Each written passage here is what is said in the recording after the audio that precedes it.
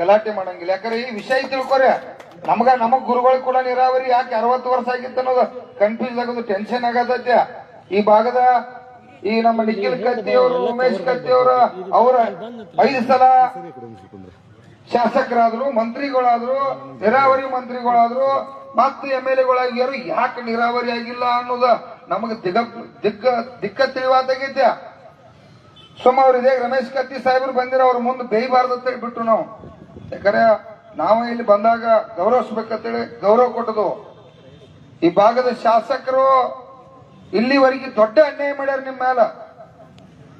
ಈಗ ಈ 60 ವರ್ಷದಿಂದ ನಿಮ್ದು ನೀರಾವರಿ ಆಗಿದ್ದಪ್ಪ ಅಂದ್ರೆ ನೀವೆಲ್ಲರೂ ಕೂಡ ಆರ್ಥಿಕವಾಗಿ ಪ್ರಬಲ ಆಗ್ತೀರಿ. ನೀವು ಕಬ್ಬು ಬೆಳಿತೀರಿ, ಎಲ್ಲಾ ಬೆಳೆಗಳನ್ನು ಬೆಳೆಯಕ್ ಸಾಧ್ಯ. ನಮ್ಮ ಮೊನ್ನೆ ಅಮ್ಮನಿಗೆ ಹೋಗಿನ್ರಿ AC ಸಾಹೇಬ್ರ, ಅಮ್ಮನಿಗೆ ಹೋದ್ರ ಕುಡಿಯಾಕ ನೀರಿಲ್ಲ. ಏನಿದೆ ಅಲ್ಲ, ಅದೇನ್ ನೀರಾವರಿ ಡಿಪಾರ್ಟ್ಮೆಂಟ್ ದವ್ರು ಏನ್ ಮಾಡಿದ್ರಿ? 60 ವರ್ಷ ಸಾಹಸ ಏನ ತಾವ್ ಯಾವ ರೀತಿ ಪ್ರೊಜೆಕ್ಟ್ ಮಾಡಿರೋ, ನೀರಾವರಿ ಒಂದು ಬಂದು ಬಿದ್ದಿಲ್ಲ ಯಾಕ ಏನೂ ಗೊತ್ತಿಲ್ಲ ನಮಗಿದ. ಎಳಿಯಾಗಿ ಯಾರು ಜವಾಬ್ದಾರಿ ಇದ್ರಿ, ಒಬ್ಬರ ಅಧಿಕಾರಿ ಪ್ರೊಜೆಕ್ಟ್ ಬದಲ ಗಂಭೀರವಾಗಿ ಹೇಳ್ತಕ್ಕಂಥದ್ದು ಆಗ್ಬೇಕು. ಅವ್ರು ಮೊದಲು ಹೇಳ, ಆಮೇಲೆ ಎಲ್ಲಿ ತಪ್ಪತಿ, ಯಾಕೆ ಮಾಡಿಲ್ಲ, ಏನ್ ಅದನ್ನೆಲ್ಲ ಕೂಡ ಕೇಳೋಣ. ಶಾಂತ ಇರ್ತೀರಿ, ಯಾರು ಮಾತಾಡಂಗಿಲ್ಲ.